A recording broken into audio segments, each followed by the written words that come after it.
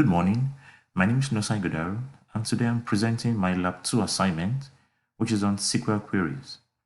I will start by loading SQL into Python. The next step, I will bring in SQLite to start coding.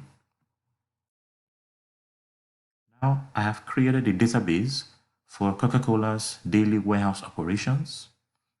I used the insert values function and the table functions in conjunction. I have 10 parameters, 10 rows, and 10 columns. These are basic manufacturing parameters.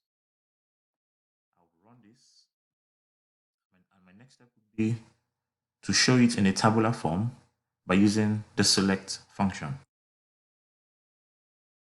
Now, the manufacturing team has just created a new product called Coke Zero, and we need to add this product to the table. In order to add a new entry, we use the insert function.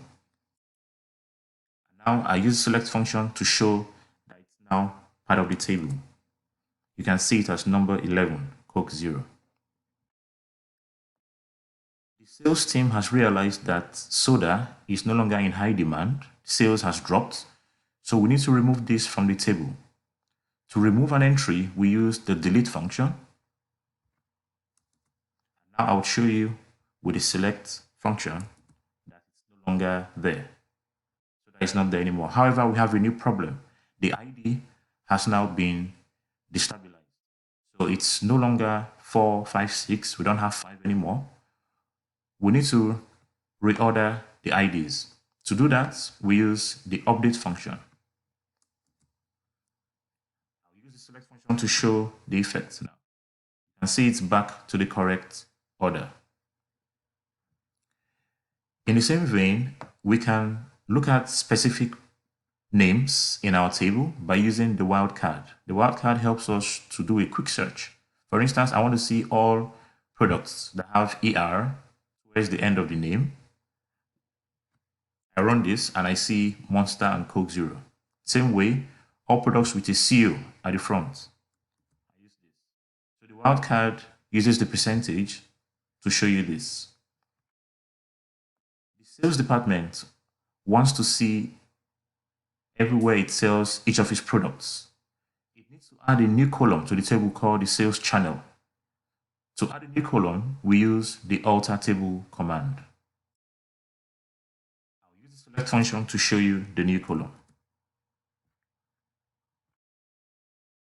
Now you can see a new column has been added called the sales channel.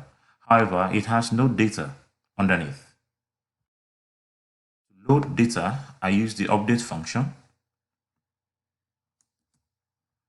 Now I use the select function to show you that the data has been uploaded.